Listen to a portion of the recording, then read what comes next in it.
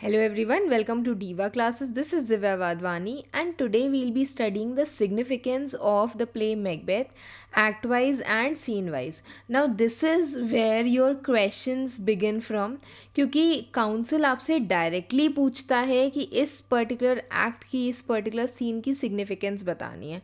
Okay छोटे छोटे act से last time also I saw in 2025 के पेपर में कि कुछ सीन्स के कुछ स्पेसिफिक सीन्स के कुछ स्पेसिफिक कैरेक्टर्स के भी आपसे सिग्निफिकेंस पूछ लिए जाते हैं.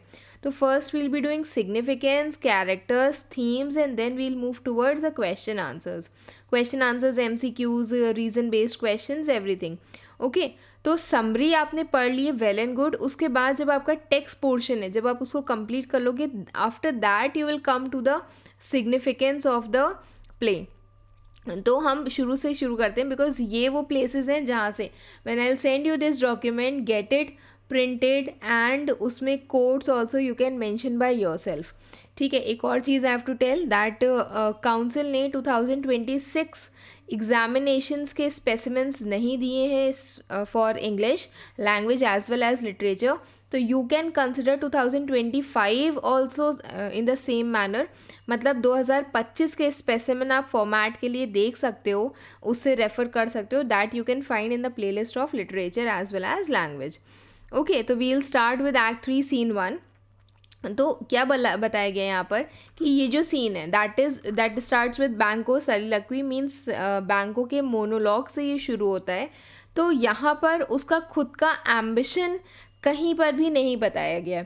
ठीक है. मतलब दीज थिंग्स ये एक तरह से सिग्निफिकेंस आप कह सकते हो कि उस पर्टिकुलर सीन का एनालिसिस है कि उस सीन से आपको क्या समझ में आ रहा है. तो यहाँ से हमें ये समझ में आ रहा है कि बैंको के दिमाग में वो चीज़ें एम्बिशन के फॉर्म में कभी भी नहीं आई है. Yes we can consider that he is not a hero in the sense Macduff is because it is Macduff who actually fights with Macbeth. But he is not dishonest either. He suspects Macbeth and so uses fair words to conceal his aversion for him. उसके दिमाग में doubt चल रहे हैं regarding Macbeth. तो वो यहाँ पर बता रहे हैं कि उस डाउट्स के लिए वो बहुत ही फेयर वर्ड्स का यूज़ कर रहा है अपने डाउट को छुपाने के लिए.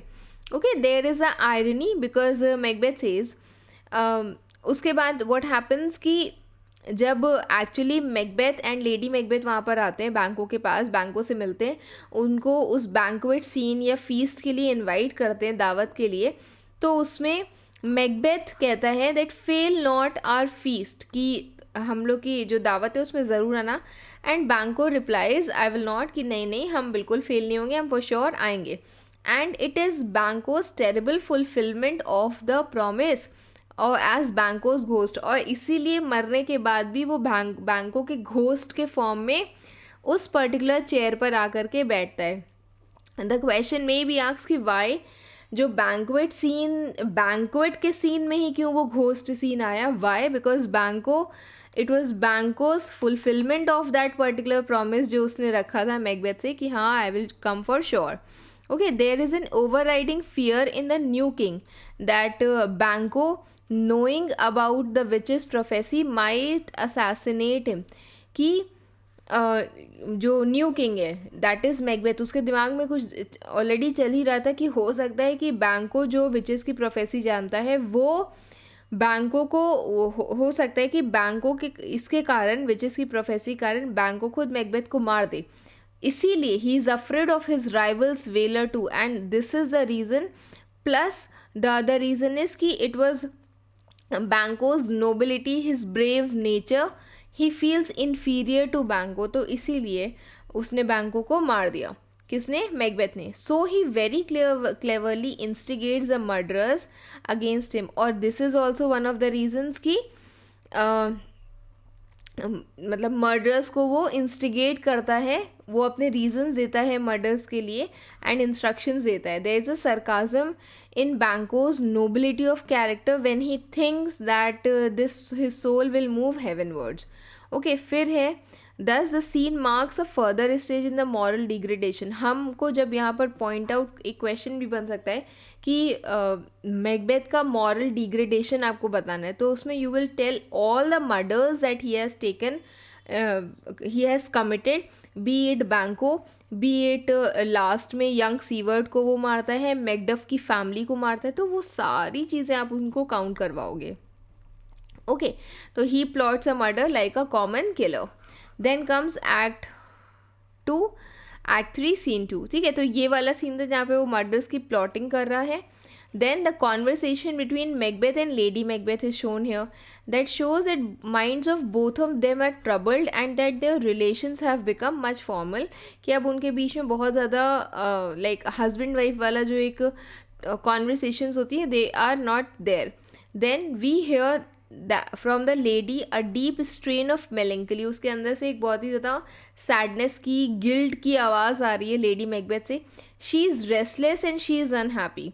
ठीक, her suspicions have arouse by Macbeth's questions about Banquo's activity. Banquo कहाँ जा रहा है, क्या कर रहा है, इन सारे क्वेश्चन से lady Macbeth has a little doubt on Macbeth, but Macbeth does not reveal her plans to lady Macbeth. She is disillusion, disappointed, या कह सकते हो कि चीज़ों को अब ओपन हो गई हैं उसके सामने. After the murder has been committed, the earlier fire and spark has completely disappeared. After the murder of the older king Duncan, उसके बाद अब उसके अंदर वो जो spark था, fire था, that is completely disappeared. Now she is more submissive as compared to Macbeth. ठीक है, but she still gives some practical advice to her husband. जब वो I guess वो अलग quote she uses that what's done can't be undone. Okay, Macbeth is now envious of Duncan. अब यहाँ पर ये भी कुछ रीजन्स थे that you have to study कि Macbeth is very much envious of Duncan. Why? His mind broods over his own miseries. उसने जो क्राइम्स कमिट किए हैं उसके लिए वो खुद बहुत ज़्यादा वरीज में है. Duncan is still in the grave, he is still in peace while he himself can not sleep. ठीक, now he has plotted to get Banquo and his son murdered. He does not tell so to his wife. वो अपनी wife को ये चीज़ नहीं बताता, बस वो क्या हिंट देता है, good things of day begin to droop and drowse. लेकिन वो ये नहीं बताता है कि मतलब anything he doesn't tell to lady Macbeth, which may be taken as a motto of the entire tragedy. Then this scene also reveals that while Macbeth grows stronger and stronger, Lady Macbeth grows weaker and weaker.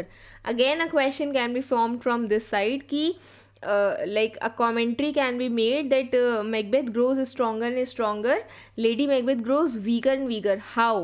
Explain. ठीक है, तो इसी में you will tell कि he is plotting and planning all the murders and it is Lady Macbeth जिसने सबसे पहले उसको इंस्टिगेट किया था स्टार्टिंग में to kill Duncan and now she is in guilt. The major portion of her guilt is shown in the sleep walking scene. He marches on to fresh crimes, she shrinks back to the very thought of crimes. वो एक further step लेता जा रहा है, crimes पे crimes करता जा रहा है and it is lady Macbeth who is shrinking at the very thought of crimes. Then act 3 scene 3. This is the main murder scene where Banco, the good gentleman, is murdered in the cold blood. Means उसको मार दिया जाता है. There is a doubt on the appearance of third murderer कि third murderer को वहाँ पर क्यों लाया गया है. Maybe it is because Macbeth has sent him to reinforce the group. कि जो फर्स्ट और सेकंड मर्डरर हैं जो स्टार्टिंग में उससे मिलने आते हैं, बात करने आते हैं, तो उसके साथ थर्ड मर्डरर को भी भेजा गया है बिकॉज ऑफ हिज अनईजीनेस. क्योंकि उसको ऐसा डाउट सा लग रहा है कि हो सकता है कि दो मर्डरर्स मिलकर के ये काम ना कर पाएँ. ठीक है, क्वेश्चन कैन बी आस्क्ड कि थर्ड मर्डरर कैसे, how, why the person has been here. This man is someone who knows a general custom of visitors. और ये थर्ड मर्डरर जो है आपको सबके कोड्स भी what ever the person has spoken, ये नहीं सोचना कि ये सीन बहुत छोटा है तो हम इसको छोड़ देंगे. No, the statement says here that third murderer knows the general custom of visitors कि कौन वहाँ आता है, कितने शॉर्टर वे पे, कौन से शॉर्टर रास्ते से आता है through the park to the palace. Okay, so Macbeth's chief purpose is sending him to make sure कि जिसका उसको सबसे ज़्यादा डर है, that is Fleance, is killed, but he escapes and this continues to torture Macbeth. Now next is Act 3 Scene 4. Lady Macbeth is utterly exhausted and listless. Macbeth allows her to remain seated and requests the guests to excuse her. Now this is the scene जहाँ पर हमारा ghost scene, banquet scene दिखाया गया है. Okay, he tries to act normally. Macbeth is looking normal but is soon agitated on learning. जब उसको ये पता चलता है कि फ्लियांस भाग गया है, बैंको मर गया लेकिन फ्लियांस भाग गया उसका बच्चा, लेकिन तो he is more मतलब troubled with this thought. Then Lady Macbeth, even through her own exhaustion, realizes the absurdity of the situation and reminds her husband that the guests feel neglected. और उस टाइम पर जब आप वो murder से बात कर रहा होता है एंड ही इज़ ट्रबल्ड, तो उस टाइम पर lady Macbeth comes, interrupts and she asks Macbeth to see the guest because they feel interrupted. Then the ghost of Banquo arrives and is visible to Macbeth and no one else. और उसके बाद फिर बैंको का ghost आता है और वो सिर्फ बैंको मैकबेथ को ही विजिबल होता है to no one else. Okay, then he is in a state of extreme agitation. अब उसको बहुत गुस्सा आ रही होती है एंड ऑब्वियसली हैलुसिनेशंस, क्योंकि वो उसके दिमाग का ही भ्रम होता है जिसके कारण he is seeing the ghost. The ghost is subjective. It मतलब it is only specifically for Macbeth, similar to the airborne dagger जो उसने सबसे पहले देखा था मैकबेथ के डंगन के मर्डर से एक दिन पहले. It is a product of Macbeth's excitable imagination and heated brain. It is susceptible to the influence of witches. जैसे हम लोग जब बहुत ज़्यादा अब तो मेरे साथ ऐसे नहीं होता है but with you it may happen कि आप घर वापस आते हो, आप सोते हो खाना खा करके, उसके बाद यू फील लाइक कि अरे मेरा एग्ज़ाम छूट गया, ओके ये पेपर था, आई हैव नॉट गॉन और I am not able to. तो वो जो एग्ज़ाम हॉल रिलेटेड जो आपको ड्रीम्स आते हैं, that is also part of this excitable imagination and heated brain, जिसके कारण आप ऐसे ड्रीम्स देख रहे होते हो. Same condition is Macbeth in. He believes that all the guests have seen the ghost. उसको ऐसा लगता है कि सारे गेस्ट ने घोस्ट को देख लिया है. So he resorts to dissimulation and imputes the crime to somebody else. So he resorts to dissimulation and imputes the crime to somebody else. कि मतलब वो ऐसा अपने हाथ कर देता है कि हाँ I have not done this, I don't know who has done this. ठीक है, फिर lady Macbeth's path to rouse her husband from the horror but they are not alone. Her power over Macbeth has obviously weakened but मतलब she just wakes her up कि guest को देखो, this is not the way आप उनसे behave कर रहे हो. But eventually what happens कि उसका जो असर है वो मैकबेथ पर नहीं होता है. Besides she herself is struggling with compunctions visitings of nature. मतलब उसके ऊपर भी गिल्ट ने ओवर पार कर लिया है. She usage a normal tone that everybody can hear. Macbeth recovers. कुछ समय के लिए मैकबेथ वापस नॉर्मल होता है but he against as soon as the guest reappears he again plunges into confusion. मतलब वो फिर से वापस उसी स्टेट में चला जाता है. When he speaks loud enough for anyone to hear and loses all sense of caution, Lady Macbeth has no option. तो वो क्या करती है उसके बाद eventually guests को dismiss कर देती है. She is anxious that Macbeth should not betray himself, कि खुद को ही इतने परेशान होकर के वो खुद ही ना अपने मुंह से सच उगल दे. तो this is why lady Macbeth gets up from there. Macbeth is troubled by his own conscience. He is afraid of retribution, detection, कि कहीं किसी को ये चीज़ पता ना चल जाए. And he can not hope to escape punishment. अगर if every one knows that it is Macbeth who has killed Banquo as well as Duncan, he has no hopes to escape. His vague dread, उसका ये जो डर था, resolves into a definite fear of discovery through some unnoticed and unlikely means like stones, trees and maggot pies. He is not prepared to live in suspense. He will rather know the worst by worst means. वो कह रहा है, मतलब इसका मतलब है कि he is going to go to the witches and वो जो भी उसके मतलब किस्मत में लिखा है वो सारी चीज़ें he is going to know through those means. Any means he can take by hook or by मतलब any hook or crook जिसे कहते हैं. तो any means के थ्रू वो बस अपने जितने भी सच्चाई है वो सब जानना चाहता है. वो if he has gone on the path of crimes he is not going to turn back. Towards the end, We find him arguably stricken by the genuine remorse. He still possesses some amount of goodness to Haggard, but not enough to restrain him from committing crimes. कि थोड़ी बहुत उसके अंदर good nature होगा, but not good enough कि वो उस crimes को ना कमिट करे. Then comes lady Macbeth, who is not so longer stern tongue lady, मतलब कि स्ट्रिक्ट नहीं है अब वो इतनी ज़्यादा. She is exhausted, answers in listless submissive manners. She is broken woman now and she is preparing herself for her final doom. मतलब अब उसका वो जो strong lady part था वो हमें नहीं दिखता है. Then this is the second witch scene जहाँ पर हिकेट जो है वो she is angry with the witches and she plots everything in secret while the witches the agents have no power to act on their own initiative. जो चीज़ें witches ने शुरू की थी अब उस चीज़ को हिकेत उनकी जो क्वीन है वो हैंडल करेगी. They will only carry the commands. Macbeth tries to exploit them for his own sake. It was Macbeth, ठीक है, जिसको ये चीज़ें बताई गई थी, प्रोफेसीज बताई गई थी, तो उसने मतलब हर बार वो विचेस के पास जाता था अपने खुद के बेनिफिट के लिए. हिकेत को ये चीज़ समझ में आ गई है एंड दिस हिकेत is going to lead him to his ultimate doom.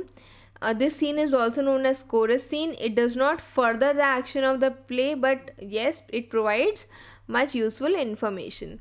ठीक है, can be asked कि chorus scene क्या होता है या which one is the chorus scene.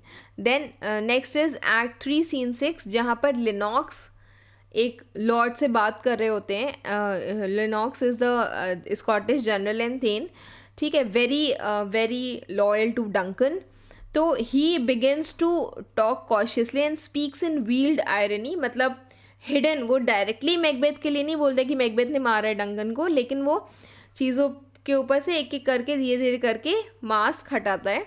He says that the princess, उसको पता है कि ये जितने भी डॉनल बेन और मैल्कम थे ये डंकन को मार नहीं सकते हैं. He only lowers his voice but cast aside all the prudence later. और वो कह रहे हैं कि वो ये भी पॉइंट आउट करते हैं कि हाउ इज़ इट पॉसिबल कि उसके ठीक बाद मैकबेथ वहाँ पर आता है, वो मर्डरर्स, वो जो सर्वेंट्स थे उनको भी मार देता है. There is a contrast between Macbeth and the English king. तो ये कंट्रास्ट भी आपको समझाना पड़ेगा. However, we will study that later. We see that the people of Scotland are seeing through his treachery. मतलब कि people of Scotland are they are very much in pain because they are under Macbeth. The opposition to this tyranny is developing. धीरे धीरे करके the opposing army is being developed and everyone is assembled against Macbeth in England and people have high hopes कि अब वो Macbeth को हरा देंगे. Then comes Act 4 Scene 1, that is the third and the last witch scene जिसमें वो apparitions आते हैं.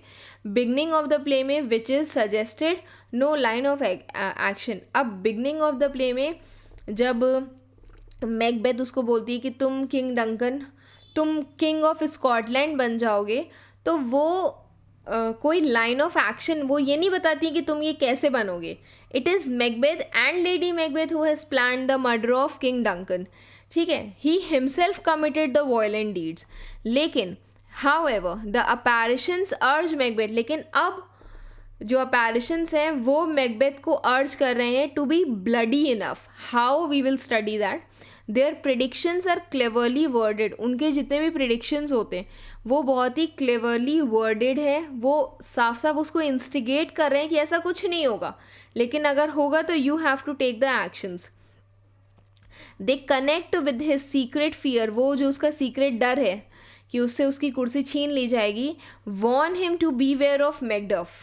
ठीक है, they tell him that no man born of women can harm him. उसको पता है कि हाँ he is very much confident and secured, thereby encouraging them to him to think that he can be bold, bloody, resolute with impunity. मतलब कि no man born of women, इस statement का यहाँ पर सीधा सीधा सिग्निफिकेंस यही है कि कोई तुम्हें मार नहीं सकता है, तो you can be bold, bloody and resolute, firm रह सकते हो तुम, और तुम्हें कोई विद इम्प्यूनिटी मतलब तुम्हें कोई पनिश भी नहीं कर सकता. Okay, the prophecy that he shall never be vanquished, तुमको तब तक कोई हार्म नहीं पहुंचा सकता जब तक बिरनम वुड्स तुम्हारे पास नहीं आ सकते, इज एंटायरली मिसलीडिंग, क्योंकि it lifts Macbeth's self confidence to the greater height. उसे पता है कि अरे फॉरेस्ट थोड़ी ना मेरे पास आ जाएगा, फॉरेस्ट थोड़ी ना मूव करेगा, तो hence his fall is therefore great and spectacular because everyone knows कि ये चीज़ बताई गई है, तो obviously he is going to be too bloody, too much in crimes and no one is going to stop him. The result is that he embarks on a career of brutal murders. अब उसके बाद वो ढेर सारे murders करते हैं, Macduff की family को मारता है, जितने सोल्जर्स उसके अगेंस्ट हैं एंड उसे फाइट कर रहे हैं उनको भी वो मारता है. brings about his own downfall. Very important. ठीक, Macbeth cannot interpret these symbols but the playwright expects the audience to under, playwright मतलब जिन्होंने ये लिखा है वो ऑडियंस से एक्सपेक्ट करें कि हम लोग समझ गए that this is dramatic irony when the truth of the situation is known to the audience but hidden from the character.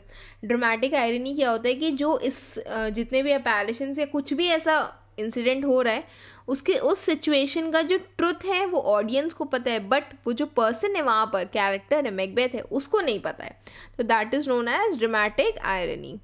Then act 4 scene 2 comes. Act 4 scene 2 जहाँ पर Macbeth has already embarked on the course of murder and bloodshed, his degradation is complete. यहाँ पर there is a conversation between lady Macduff and मतलब son and her son, जहाँ पर she tells की Macduff has run away.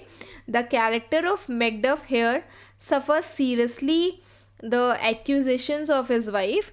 He should have been presented as a generous and chivalrous man in contrast to Macbeth, who is selfish, wicked and treacherous. लेकिन यहाँ पर ऐसा कुछ मतलब उसको थोड़ा सा अच्छा दिखाना चाहिए था मैकडफ को, लेकिन वो चीज़ वहाँ पर हुई नहीं थी. Macduff in the eyes of lady Macduff is being presented not as a patriotic person but as a father who has run away from his own responsibilities. Act 4 Scene 3, the lengthy scene that gives a respite from the swift and moving actions and presented a commentary on the evils of Macbeth touching a number of themes. ठीक है, जहाँ पर this scene has great dramatic significance. It shows from what quarter and how vengeance is coming upon Macbeth. मतलब यहाँ पर इस scene में ये शो किया गया है कि कहाँ से मैकबेथ के ऊपर ये रिवेंज वाला जो सीन है वो चला आ रहा है. ठीक है, the healing powers of Edward, king Edward यहाँ पर शो की गई हैं. Okay, this is important. How मतलब और वाई, क्योंकि ये जब आप ये जितनी भी मतलब वहाँ पर कॉन्वर्सेशन थी जहाँ पर हम किंग ऑफ इंग्लैंड को इंट्रोड्यूस कर रहे हैं, तो यहाँ पर हम एडवर्ड का सीधा सीधा जो कंपैरिजन है वो मैकबेथ से कर रहे हैं. To show the contrast between Edward and Macbeth, the two kings of the neighbouring countries England and Scotland, while the former heals the latter destroys. The former heals वो चीज़ों को सही करता है एंड द लेटर डिस्ट्रॉयज. ये है spelling. Okay, to give time to Macduff to recover from the surprise because he gets to know कि his family has been murdered. To compliment King James who revived the practice of touching scrofula from or the king's evil. तो ये भी reference वहाँ पर किया गया है. Ross does not give directly, वो चीज़ों को नहीं बताता है मैकडफ को immediately. He delays deliberately. He switches on the conversation to the preparations for the revolutions in Scotland. वो धीरे धीरे करके conversations को हेर फेर करके उसके बाद वो डायरेक्टली बताता है मैकडफ को about his family. Then Malcolm ends the scene. जब उनके बीच में ये कॉन्वर्सेशन होती है, there is a long conversation that takes place between Macduff and Malcolm. ठीक है, जिसपे एक दूसरे के ऊपर एलिगेशंस भी ये लोग लगाते हैं. There is a very heated very long statement, उसको भी हम लोग पढ़ेंगे.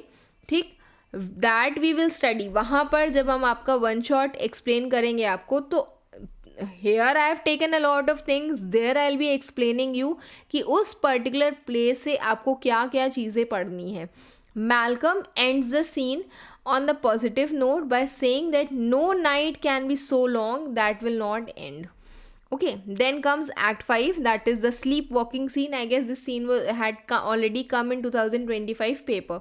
तो sleepwalking scene is highly dramatic, जहाँ पर lady Macbeth she has sought to suppress and highly ironic, मतलब the kind of guilt that she is having वो बहुत ही ironic है, because she was shown as a very strong lady in act 1 act 2.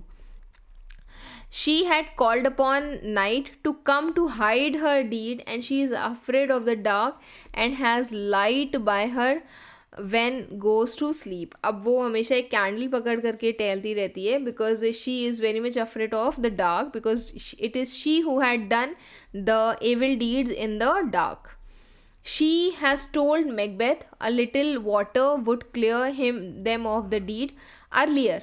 ठीक, but now in her sleep she continuously wash her hands seeking to get the blood off them, but still it is not getting off because she is in guilt. Then the shock which she received on going back to Duncan with bloody daggers, a shock which successfully suppressed, is revealed in her terrible question. Yet who would have thought the old man to have so much blood in him? तो इस statement से ये पता चल जाता है सबको, जहाँ पर डॉक्टर है, वहाँ पर नर्स है, उन सबको पता, जेंटल वुमेन जिसे हम कह रहे थे, उन सबको पता चल जाता है that some or the other crime she has done, committed. Lady Macbeth is totally unhinged because of the murder of Duncan and also the knowledge of the subsequent murders. So उसको she is very much troubled. She is now nervous. She is a nervous wreck. मतलब अब उसके जो, अब हम उसको दोबारा से एज ए स्ट्रॉन्ग पर्सन देख नहीं सकते. Not a iron lady that she was earlier in act 1 act 2. The doctor realises, और अगर आपने एक्ट 1 एक्ट 2 नहीं पढ़ा है and you really want to understand this, ठीक है, तो इसको यू कैन या तो समरी से आप पढ़ लो, scene wise act wise summary है उसमें. अदरवाइज जो पूरा उसका टेक्स्ट पोर्शन है that you can take up. Then in the playlist of Macbeth, the doctor realizes कि Macbeth and Lady Macbeth have been responsible for all the murders. तो उसको ये पता है कि her case is beyond medicines and cannot be cured only with the medicines. She needs some like blessings also. The foul deeds of Macbeth have been recoiled on his own head. His army obeys him but is their commander not because they love him. मतलब यहाँ पर एक conversations होती हैं जिसमें ये बताया गया है कि उसकी जो आर्मी है वो उसके साथ है बिकॉज आउट ऑफ फियर कि कहीं वो उसकी फैमिली को ना हर्ट कर दे, not because they love him. He cannot restrain his diseased passion nor he can discipline his rebellious kingdom. कि दोनों ही चीज़ों को वो सही नहीं कर सकता है. ठीक, then it seems the whole being is being revolted, कि जितनी भी पूरा Scotland is at revolt with him. The nobles await the arrivals of Malcolm, the rightful heir, whom they will support. Then अब बहुत छोटे छोटे से सीन है यहाँ पर. नाउ एक्ट 5 सीन 3, जहाँ पर Macbeth is sick at heart, frustrated and desperate. He fights with his own feelings. On one hand he believes, एक तरफ वो सोच रहे हैं कि प्रोफेसीज ऑफ विचेस की हैं, and on the other hand उसके दिमाग में ना fear is creeping because the people are advancing, the English army is advancing, his wife is ill and the desertion of the Thanes, मतलब कि जितने भी important people थे, उसके key people थे, उन सब ने उसको छोड़ दिया है मैकबेथ को, और सब ने इंग्लैंड आर्मी ज्वाइन कर ली है. He scolds the servant for sporting a pale face. उसके अंदर डर भरा हुआ इतना ज़्यादा कि उसको वो सर्वेंट का फेस जो है वो भी बहुत ज़्यादा पेल दिख रहा है. Actually his own fear is so predominant that he sees its reflection in others. कि और उसका जो खुद का ये फेस है वो इतना ज़्यादा predominant है, his own fear is so predominant that he sees its reflection in others, कि वो उसका reflection दूसरों के में देख रहा है. He speaks somewhat incoherently. He shouts on for Satan. Then he speaks to himself, showing great agitation. He is in distracted state. He inquires about his wife's health rather casually. तो वो अपनी wife की health के बारे में भी पूछता है. And then He changes the topic of conversation continuously. He is nervous and irritated and is noticed in his conversations with the doctor also. ठीक है. Then the scene advances. Act 5 scene 4, we are moving towards the end, जहाँ पर the scene act 5 scene 4, the scene advances the play. The bubble of Birnam Wood moving to Dunsinane bursts as the soldiers cut the branch and each carry them in front. This was Malcolm's order, जिसके according वो आगे बढ़ते हैं, cutting a branch of the tree, and they are moving towards to hide their numbers so that ये ना पता चले कि how many soldiers are coming towards or marching towards Dunsinane Hill, जहाँ पर मैकबेथ का castle है. Seward shows pragmatism because he believes in action in the battlefield, and before that he will not reach any decision. So hence he is showing pragmatism. Macduff too believes in the same theory. We learn two important things. Firstly, the nobles are leaving Macbeth. Secondly, he keeps himself entrenched in the Dunsinane castle. दो चीज़ें हमें इसे यहाँ से समझ में आई हैं. That पहला कि जितने भी नोबल्स हैं वो सब ने मैकबेथ को छोड़ दिया है. They have joined the army against Macbeth. And secondly, he keeps himself entrenched, मतलब within the, अपने को बंद करके कैद करके रखा हुआ है in Dunsinane castle. He is not coming out of that place. Then Act 5 scene 5, this scene shows Macbeth shows defiance and helplessness at the same time. He is refusing everything and is helpless also. He will allow a siege as he knows that the enemy will be dead with famine and fever, but he also regrets the desertion of his own people to the English army.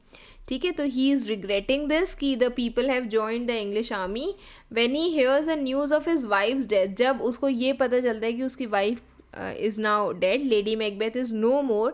ठीक है. तो he remarks callously. अब वहाँ पर वो remark करता है that inopportuneness of her death, कि ये गलत समय था, उसको इस समय पर मरना नहीं चाहिए था. His interest, his life is almost dead because now he is not having any ambition. He is now frustrated and disillusioned, disappointed. This feeling is complete. और जो बचा कुचा उसके अंदर थोड़ी बहुत हिम्मत भी थी, it is completely gone when he gets to know that Birnam Woods is moving towards Dunsinane. He knows that the witches has deceived him. उसको पता है कि witches ने उसको अपनी बातों से deceive किया है, धोखा दिया है. He loses self-control and against his better judgment decides to go out the castle and give a tough fight to the English. And still he goes out and gives a fight to the English people. This is a wrong decision, but Macbeth has lost the capacity to discriminate. वो उसके लिए गलत decision था to go out and fight alone, but the matter is that he has lost control to differentiate between what is right and what is wrong. Then Act 5 Scene 6, the English army has reached the castle, giving shape to their war plan. Malcolm is in charge and they are in high spirits to fight. ठीक है. Then Act 5 Scene 7, जहाँ पर Macbeth is hedged by his enemies, he is enclosed by his enemies. There is a feeling of hopelessness. He feels like a bear at stake, जो खुद risk पर है, जो कहीं से भाग भी नहीं सकता है और उसको लड़ाई करनी ही पड़ेगी. He still hopes for he cannot be killed. उसको अभी भी लगता है कि he cannot be killed by a person not born of a woman. Then Macduff जो उसके सामने आता है, he thinks only of revenge. Macbeth's men are fighting on both sides. Macbeth के मैंने जो हैं वो दोनों साइड से लड़ रहे हैं. His nobles have deserted him. ठीक है. तो मतलब Macduff is very much into fighting with Macbeth, but Macbeth is not interested. The encounter between Macbeth and Macduff, ठीक, two main people, reveals a few points. Macbeth's first impulse is to commit suicide. सबसे पहले वो सोच रहा है कि मैं suicide ही कर लूँ, लेकिन he is too brave to do that. So he decides that he is going to fight, but वो Macduff से fight नहीं करना चाहता है. There is only a sign of remorse. उसके अंदर बहुत ज़्यादा guilt भरा हुआ है when he says कि his soul is already too much burdened with the blood of Macduff's family. उसको पता है कि Macduff की फैमिली, उसकी वाइफ और उसके बच्चे को हमने मारा है, तो I do not want to shed Macduff's blood, but latter craves for revenge. But latter, latter कौन है यहाँ पर? लेटर कौन है यहाँ पर? Macduff. He is craving for revenge only and reveals the secret that he has been ripped open from his mother's womb untimely. He has not gone through the natural birth process. This gives a shock to Macbeth, who refuses to fight with his adversary. कि अब उसको पता है कि अब वो यहाँ पर उससे फाइट नहीं कर सकता है. Still then Macduff insults him. ठीक है, he heaps on him means he insults him. In such a case that the tyrant will have to surrender, कि वो जो tyrant है मैकबेथ है वो surrender कर ही दे, and will be exhibited as a monster. but यहाँ पर he cannot swallow this humiliation कि हम उसको पूरे स्ट्रीट्स पर ऐसे ले करके जाएं with humiliation. He starts fighting and meets his predestined death. और उसके बाद मैकडफ उसको मार देता है. दस अब ये लास्ट सीन, जहाँ पर द लास्ट सीन है जिसको हम अटैच कर दिया है साथ में ही, द सीन 9. ठीक है, the disorder represented by Macbeth is now put down and replaced by order symbolised by Malcolm, the new king of the country. His victory is the victory of good over evil. Macduff has taken revenge and has killed the tyrant. The old Siward has lost his brave son, young Siward, that was killed by Macbeth in the fight, but he is proud. Malcolm promises an orderly rule and rewards his followers. Okay, so that's it. This is the significance. Read it carefully. कुछ नहीं समझ में आए तो you can mention it in the comment box and keep preparing. Best wishes. Thank you.